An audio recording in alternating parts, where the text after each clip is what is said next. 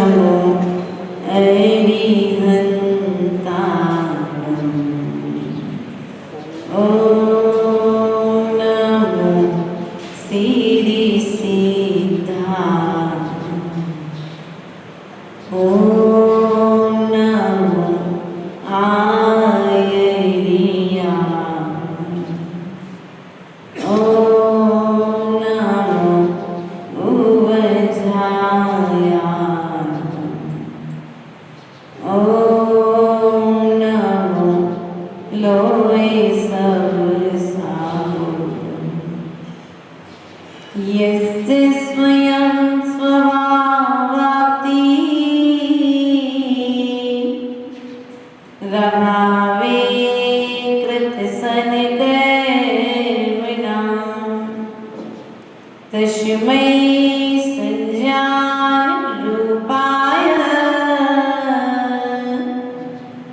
नमोऽस्तु परमात्मने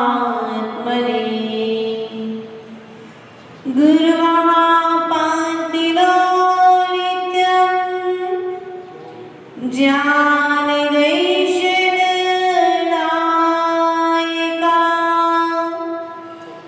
चारित्राणवगम्भीर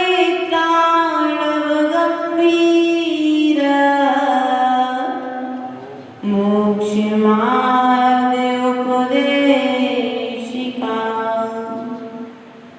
मेरे पवित्र मन में गुरुदेव आओ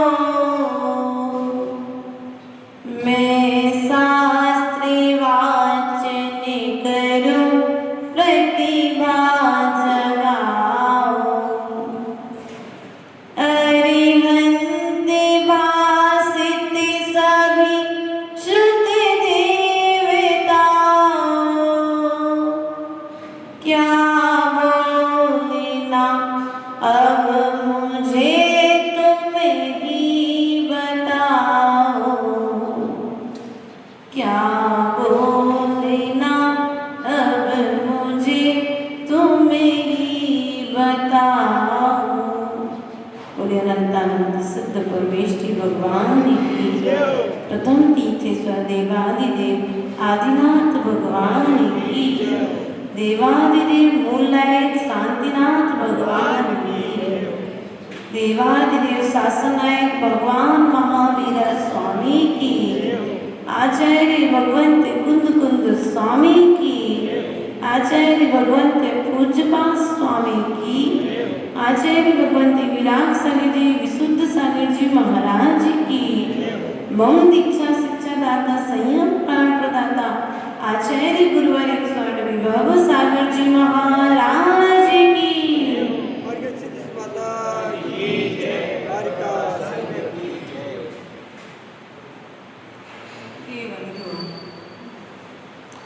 पूर्व की कार्यक्रम के माध्यम से हम सभी ने यहाँ पर जाना था कि जो कर्म है वे अपने कर्म रूप सामग्री को एकत्रित स्वतः ही कर लेते हैं कर्म के अनुसार और जो आत्मा का हित करने वाले हैं वे आत्मा के हित की सामग्री स्वतः ही एकत्रित कर लेते हैं अपने आत्मा के परिणामों के द्वारा ज्ञान के द्वारा। ज्ञानी को पहचानने में समय नहीं लगता और अज्ञानी को अज्ञानी की संगति करने में समय नहीं लगता है और अनादिकाल से हमारी यह भूल रही है कि हमने ज्ञानी की संगति को छोड़ करके अज्ञानी की संगति की है अर्थात जो राग द्वेष से सहित है ऐसे जीवों की संगति की है। इसलिए वर्तमान पंचम काल में हम सभी को जन्म लेना है। किसी ने कहा माता जी पंचम काल है क्या पंचम, इसलिए भाव नहीं होते संयम धारण करने के, सहनन की कमी है, कहीं विचलित हो गए तो क्या होगा, नाना तरह के विचारों को प्रस्तुत कर उस व्यक्ति ने अपनी भावनाओं को प्रस्तुत किया। वास्तविकता में एक बार चिंतन करना, क्या हमारे मोक्ष मार्ग में पंचम काल बाधक है? निर्णय में सबको करना है बैठ करके। वास्तविकता में क्या पंचम काल हमारी साधना में बाधक है क्या? यही शरीर हो सकता है तीर्थंकरों के पास में वज्र बसव नारद सेना वाला शरीर था, हमारे पास थोड़ा कम सेना वाला शरीर है, लेकिन शरीर तो है।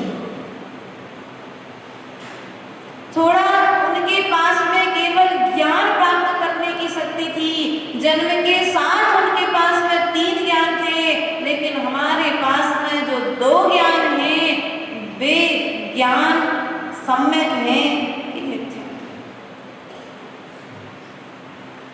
तुम्हारे पास में पात्र है, ग्लास है, उस ग्लास को तुम उपयोग में चाहे दूध भर के पियो चाहे दवा, तुम्हें उपयोग करना है। उस ग्लास में तुम नींबू की शिकंजी भर करके पीते हो कि दूध रख करके पीते हो, ये तुम्हारे ऊपर डिपेंड करता है। उसी प्रकार से मनुष्य पर्याय, इस मनुष्य पर्याय को तुम विषय भोगों में लगा करके खत्म करते हो कि इस मनुष्य पर्याय को तुम ज्ञान, ध्यान, तप आदि में लगा करके समाप्त करना चाहते हो। वस्तु वही है, बस व्यक्ति का प्रमाद इतना बढ़ चुका है, उसे पंचम काल मोक्ष मार्ग के लिए बाधक दिखाई देता है। ये प्रमाद का खेल है, पाप का खेल है। पाप की परिणति में इतना आनंद आ रहा है, इतना आनंद आ रहा है कि रात के 12 बजे भी विचार नहीं करता है पाप करने के लिए। और पुण्य करने के लिए कह दिया जाए कि मंदिर में भक्तांबर का पाठ करना है, सो कौन नींद बिगाड़ेगा? भक्तांबर रात के 12 अपन से नहीं होता। क्यों? पुण्य का काम है, सो आलस। पुण्य के काम में प्रमाद आ रहा है। और यदि कोई दूसरा कह दे भैया रात को 12 बजे तक क्रिकेट खेलना है, सो 12 के 1 कब बज जाएंगे? मोबाइल चलाना है, कोई गेम खेलना है, कहीं घूमने जाना है, तो आलस आएगा, प्रमाद आएगा। कहोगे भैया नहीं अब नहीं जा रहे, ऐसा बोलोगे कि भैया? नहीं बोलते ना। तो अनादि काल से ध्यान रखना, कभी काल किसी के लिए भी साधना में बाधक नहीं रहा है। हमारा उपयोग जैसा रहा है, उस काल ने वैसा प्रभाव हमारे ऊपर डाला। इसलिए काल को देखकर, दोष देकर के व्यक्ति पुण्य से बचने का प्रयास कर रहा है, धर्म से बचने का प्रयास कर रहा है, पाप से बचने का प्रयास नहीं कर रहा है। वही डमोकार मंत्र जिसे मैना सुंदरी ने पढ़ा, जिसे चक्रवर्ती आदि ने स्मरण किया, वही ओंकार मंत्र वर्तमान पंचम काल में हम और आप स्मरण करते हैं। लेकिन पूर्व के जीवों ने नमोकार मंत्र का स्मरण किया, चिंतन किया, उस पर श्रद्धान किया, विश्वास किया, उसके प्रभाव से वे स्वर्ग चले गए। उसके श्रद्धान से और चारित्र का पालन करके सिद्धालय चले गए। और हम बोलो वही विधान है सिद्ध चक्र विधान, जिसको तुमने कितनी बार किया भाई सिद्ध चक्र विधान है? आप लोग ने किसी न किसी के निमित्त से तो किया होगा ना? कितनी बार कर लिया? 2-4 बार, 5 बार। और शादियाँ कितनी अटेंड की? बचपन से लेकर के आज तक ऐसा लगा कितनी शादियों में गए, कितनी शादियों की पंगत आपने खाई है? 100 से ऊपर हिसाब किताब। और विधान का 5-7। क्यों? अब आप स्वयं यहीं पर बैलेंस बनाइए, पाप की परिणति और पुण्य की परिणति। वहां पर भी ढोल बाजे थे, प्रभु के चरणों में था और वहां पर विषय भोगों की पूर्ति। क्या है, विषय भोगों की पूर्तियों के लिए तो चलते ही ना विवाह आदि। इसलिए पाप की क्रियाएं हमने अनादि काल से की है, इसलिए कभी हम उनसे बचने का प्रयास नहीं करते। उनमें तत्काल अगर किसी को एक बार भी कह दो तत्काल हाँ कहकर के उस कार्य को करना प्रारंभ। काल बदला है लेकिन काल के अनुसार हमारी परिणति नहीं बदलना चाहिए। इतनी तो परिणति सम्यक रखो कि इस पंचम काल में मरण के समय समाधि मरण कर सको। यदि यही प्रमाद रहा तो अंतिम समय में पाप के फल से कुगतियों में जाना पड़ेगा। इसलिए प्रिय बंधुओं, पाप से बचने का प्रयास करो। डमोकार मंत्र नहीं बदला, विधानों के मंत्र नहीं बदले, मंत्र विधानों का प्रभाव भी नहीं बदला। अगर हमारा परिणाम बदला है, इसलिए विधानों का प्रभाव दिखाई नहीं देता। प्रभाव हमारा मन बदल गया है।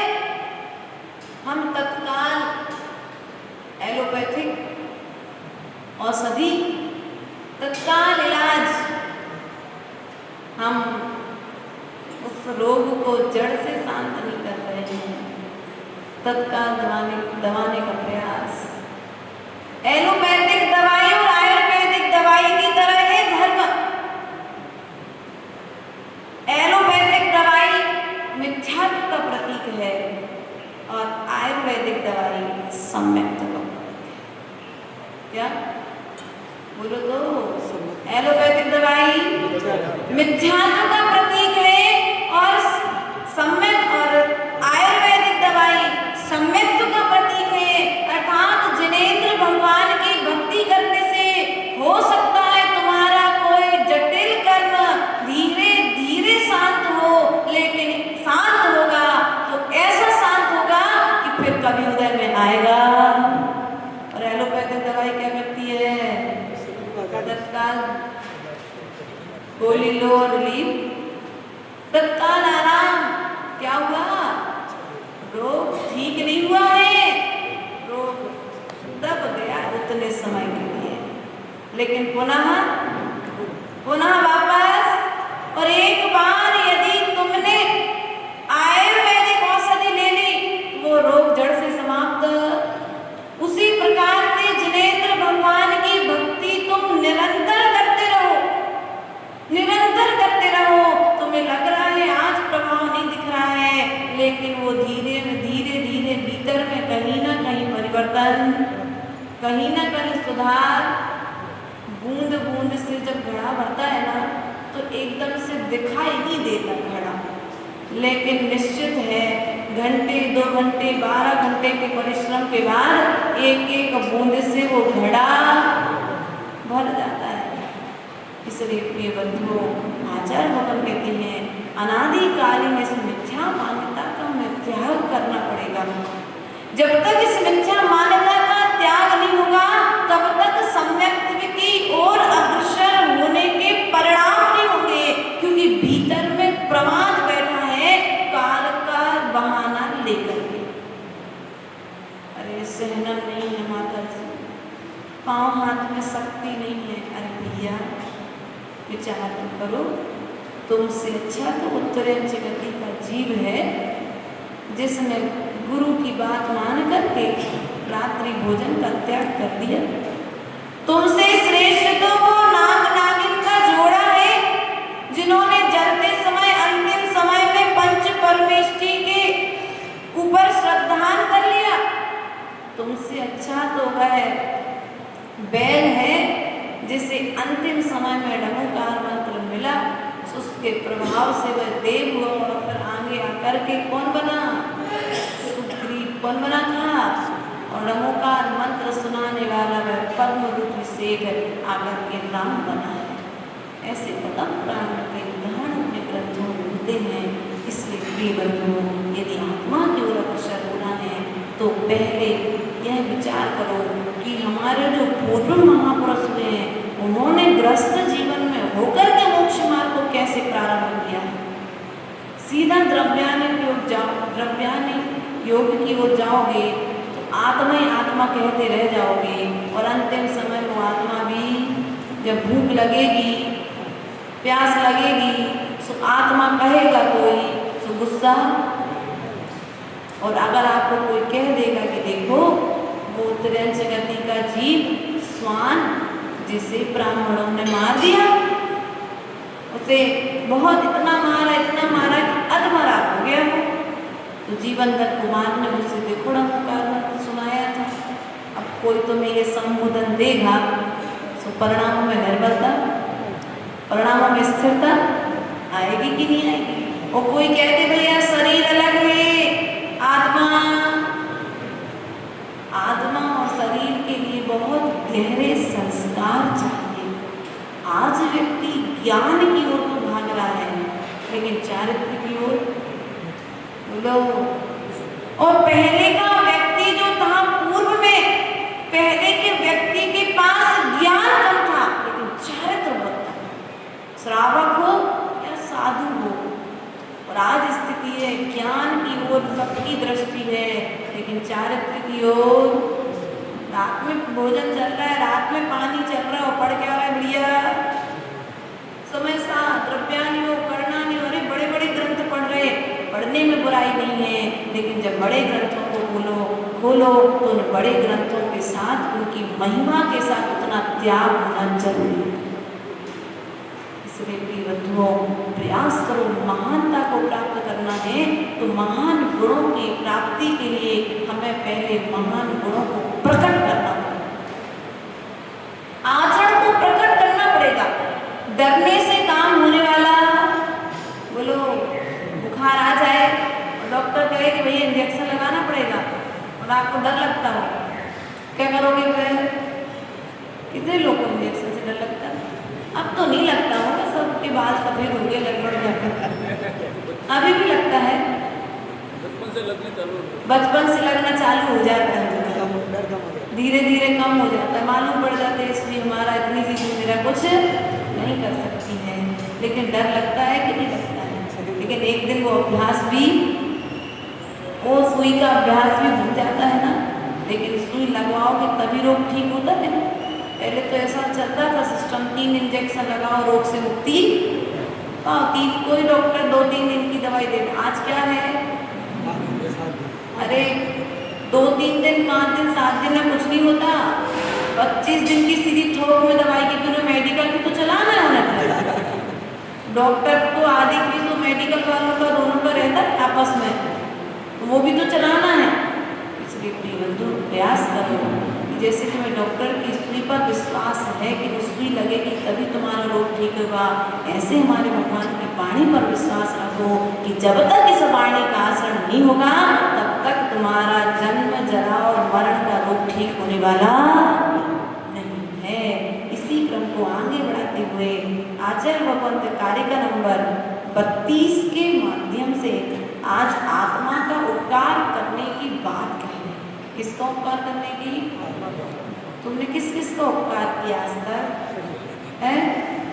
उपकार बचपन से लेकर के 55 की उम्र हो गई, अभी तक उपकार किसका कर रहे हो?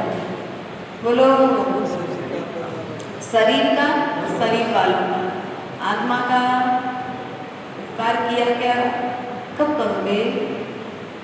माँ जिन्होंने कहती है जागो चेतन निज में आओ, माँ जिन वाणी जगा रही है। जागो चेतन निज में आओ, माँ जिन वाणी जगा रही है। सम्यक ज्ञान के इस झूले में माँ जिन वाणी झुला रही है। सम्यक ज्ञान के इस झूले में माँ जिन वाणी झुला रही है। क्या जब तक जागोगे नहीं तब तक क्या कह रही माँ जिमानी जगा रही है, आज से नहीं जगा रही, अनंत काल से जगा रही है, लेकिन वो पता नहीं कहाँ पर हमारी स्थिति उस चित्र की जैसी है। भगवान को उपदेश तो सुना लेकिन आचरण, अरे माता जी हमको तो बहुत सारे ग्रंथ याद हैं, आपको कितने याद हैं? हमने कहा भैया हमें एक भी याद नहीं है। बोले अरे आप माता जी बन के फिर भी आपको कुछ नहीं याद है? हमने कहा हमें ग्रंथ नहीं याद है, लेकिन ग्रंथ में जो लिखा है उसका आचरण हमको मालूम है कैसे, क्योंकि आचरण से कल्याण होना है। ग्रंथ यहीं पर रह जाएगा, लेकिन ग्रंथों का आचरण जो जीवन में आ जाएगा वही हमारे लिए मोक्ष का मार्ग, क्योंकि हमारा मार्ग सीमेंट और चूना मिट्टी से नहीं बनता है, हमारा मार्ग तो ग्रंथों के आचरण से बनता है। इसलिए प्रयास करो। आचार्य भगवत पूजपा स्वामी यहाँ पर यही बात कह रहे हैं,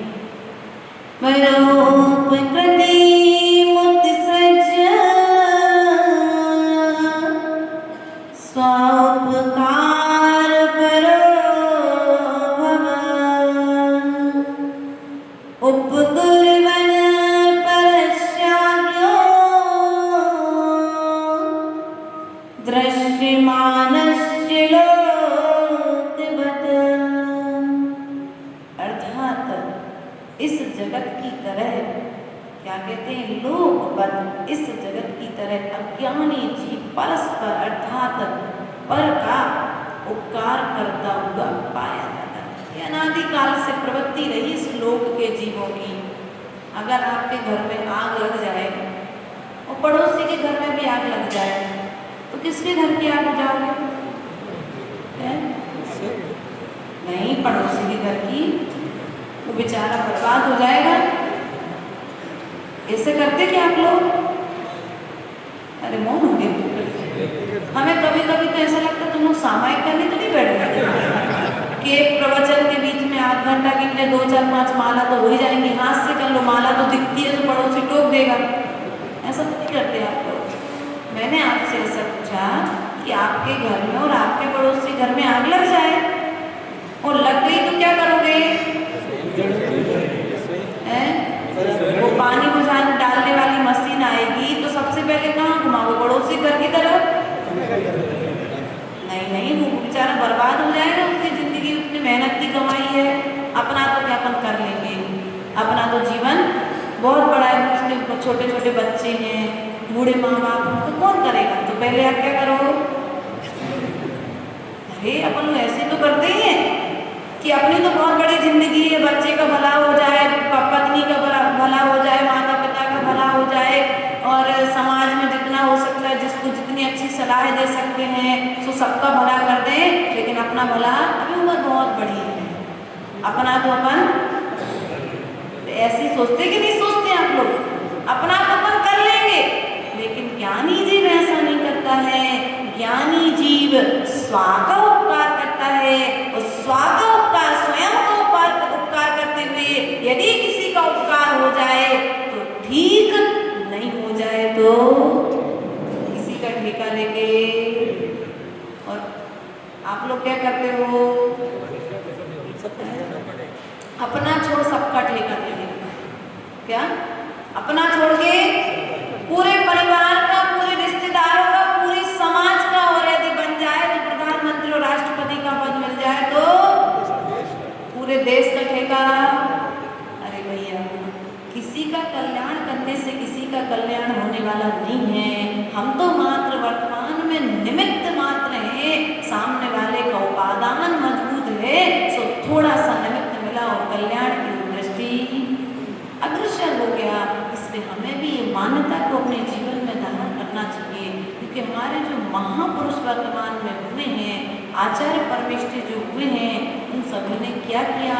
उपकार, अपना उपकार किया है, अपने निर्दोष चारित्र का पालन किया है। सो उनके निर्दोष चारित्र को देख करके लोगों ने चारित्र पालन करना, बोलो, उनने ये क्या था? भैया एक काम करो, भैया क्या नाम बताया था कल? सुरेश भैया, एक काम करो, पहले आप पालन कर लो, हमारी तो लंबी जिंदगी हम कर लेंगे। ऐसा किया था क्या? ऐसा कहा कि किसी ने आप लोगों से कि भाई एक काम करो, पहले अभी तुम कर लो, फिर बाद में हम कर लेंगे, हमारा तो बहुत समय अभी तुम्हारा अभ्यास हमारे रहते, तुम कर लो जितना हो जाए, फिर नहीं मिलेगा। हम तो अपना कर रहे हैं, तुम्हें उचित लगे सो कर लेना और नहीं लगे सो हम तो आगे बढ़ ही रहे हैं, तुम्हें लगे सो आ जाना और नहीं लगे सो हम पलट के देखने वाले। मोक्ष मार्ग यही विचार करता है, एक नदी और एक मोक्ष मार्ग। क्या? एक नदी और एक मोक्ष मार्ग, दोनों अपना मार्ग स्वयं बनाते हैं। इन्हें मार्ग बनवाने की जरूरत नहीं पड़ती। नदी अपना मार्ग कहाँ से कैसे बनाए और आगे बह जाएगी, और बैरागी को किसी की सलाह की जरूरत नहीं पड़ती है, ज्ञानी को किसी की सलाह की जरूरत नहीं पड़ती है।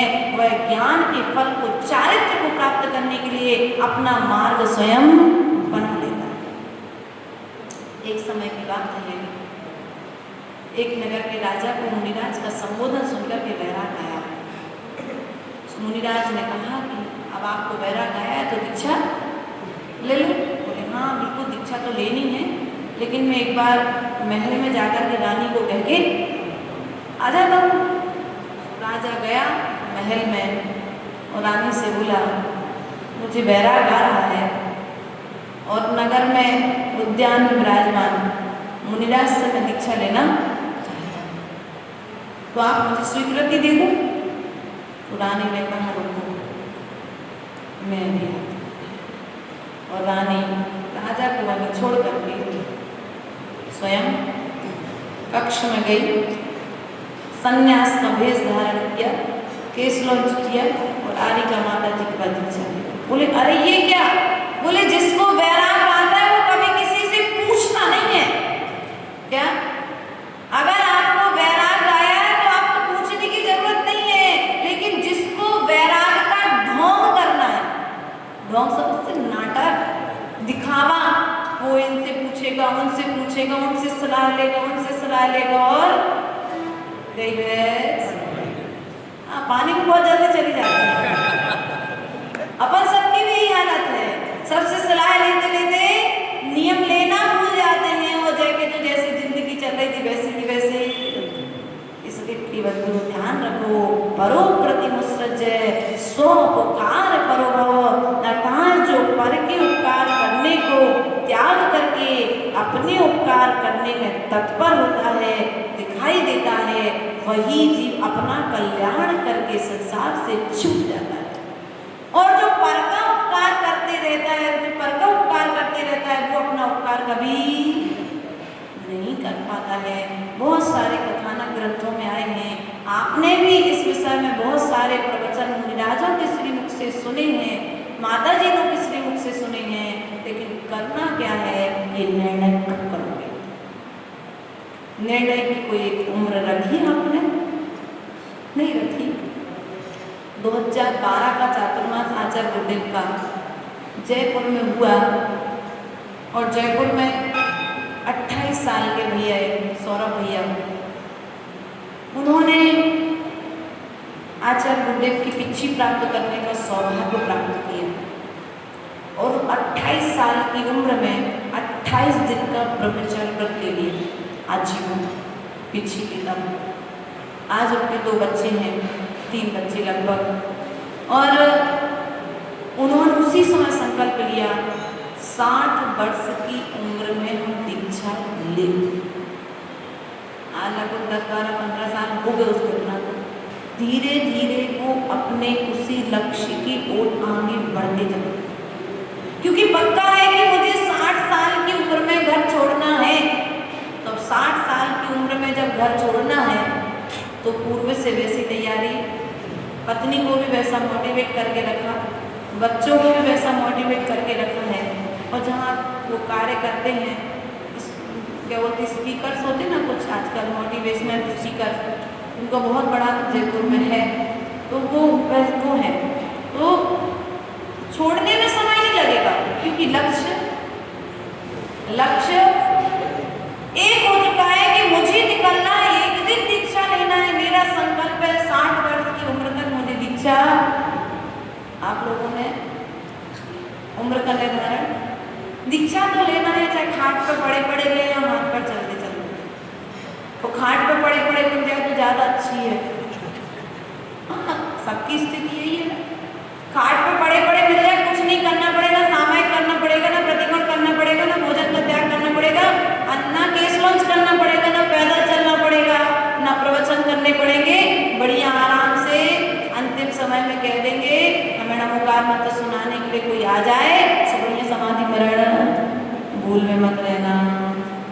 विषय भोग भोगते भोगते कोई दुर्लभ पुण्यात्मा जीव होते हैं जिनका पूर्व जन्म का कोई संस्कार होता है, वे ही समाधि कर पाते, क्योंकि परिणामों में निर्मलता वे ही रख पाते हैं। समता के परिणाम उन्हीं के हो पाते हैं, हर किसी के नहीं हो पाते हैं, क्योंकि मरण के समय शरीर कितनी तकलीफ, जन्म के समय और एक मरण के समय, ऐसा कहते हैं ग्रंथों में, कोटि जीव कहे ना जाए। इतना कष्ट होता है जन्म के समय और मरण के समय कि करोड़ करोड़ जीवों से भी उस कष्ट का वर्णन नहीं कहा जा सकता। इसलिए मैं चाहती हूँ कि मरण के समय तो मैं वेदना ना हो, तो अभी से उस वेदना की तैयारी कर लो, स्वाध्याय के संस्कार बना लो। और हम तो कहते हैं प्रथमान योग के अच्छे पक्के संस्कार कर लो, ऐसे कठोर संस्कार कर लो कि अंतिम समय में जब तुम्हें पैर में दर्द हो, हाथ में दर्द हो, कमर में दर्द हो, सिर में दर्द हो, गले से भोजन ना जा पाए, तो उन जीवों का चिंतन करो जिन्होंने समाधि मरण किया।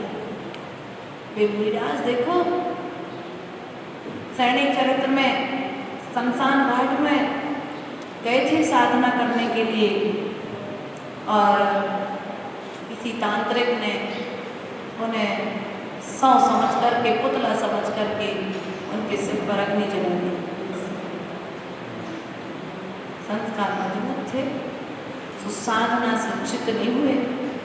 उपसर्ग का समय है, सो मुझे शांति से सहन। श्रेणी चरित्र में आया है, 3 मुक्ति के धारी मुनिराज का जब विषय आता है तो जाकर के सुबह जब बाग का माली विचरण करने के लिए गया, तो उसने देखा कि दिगंबर मुनिराज इस हालत में पूरा सिर जला हुआ है। जाकर के सोम शर्मा को बुलाया। सोम शर्मा सेठ ने आकर के मुनिराज की वैयावृत्ति की, और वैयावृत्ति के प्रभाव से मुनिराज का स्वास्थ्य ठीक हो गया। इतनी वैयावृत्ति की कि मुनिराज का स्वास्थ्य बिल्कुल ठीक हो गया। फिर नगर में मुनिराज का चातुर्मास कराया, और चातुर्मास कराने के पश्चात में फिर मुनिराज का विहार कर गए मुनिराज अपने अनुकूलता से। ऐसे कई उदाहरण ग्रंथों में वैयावृत्ति के क्षेत्र में आते हैं। हम तो भी भैया रोज विचार करते हैं। वसुनंदी श्रावकाचार्य में वसुनंदी आचार्य ने बहुत अच्छी बात लिखी है, स्वाध्याय को परम तप कहा है, लेकिन स्वाध्याय से भी ज़्यादा यदि कोई परम तप है तो वह है वैयावृत्ति तप। कौन सा तप है? बोलो। पैर दबाना वैयावृत्ति नहीं। पैर दबाने के अलावा भी बहुत सारे प्रकार से वैयावृत्ति होती है। मानसिक वैयावृत्ति, वाचनिक वैयावृत्ति, कायिक वैयावृत्ति, उपचार से वैयावृत्ति, नाना प्रकार के वैयावृत्ति के भेद बतलाए गए हैं। आप जिस रूप में महिलाएं हैं और मुनिराज हैं, तो आप मन से और वचन से वैयावृत्ति कर सकते हो, और आरिका माता जी हैं तो मन से भी कर सकते हो, वचन से भी कर सकते हो, और तन से भी कर सकते हो। और आपके लिए आरिका माता जी हैं तो आप वचन से और मन से तो माता जी स्वस्थ रहे। क्या हो गया? बोलो, क्या हो गई? तुमने सम्यक भावना भाई है, ये वैयावृत्ति हो गई। क्या हो गई? माता जी का आहार अच्छा हो जाए, वैयावृत्ति हो गई। इसलिए प्रयास करो कि वैयावृत्ति एक दिन उसमें आया। अंतिम स्वाध्याय का जब चैप्टर आया वसुनंदी श्रावकाचार्य में, तो उन्होंने कहा कि स्वाध्याय करने वाले के लिए भी अंतिम समय में वैयावृत्ति करने वाले की जरूरत पड़ती है। इसलिए वैयावृत्ति करने वाला महान है। इसलिए प्रिय बंधुओं, हमेशा प्रयास करो स्वयं का उपकार हो जाए और पर का अपकार ना हो। ऐसे कार्य सदा करते रहो तो निश्चित ही कर्म निर्जरा करके हम संसार के दुखों से बच जाएंगे। बोले भगवान महावीर स्वामी की परम पूज्य आचार्य गुरुवर स्वामी विभव सागर जी महाराज की धन्यवाद।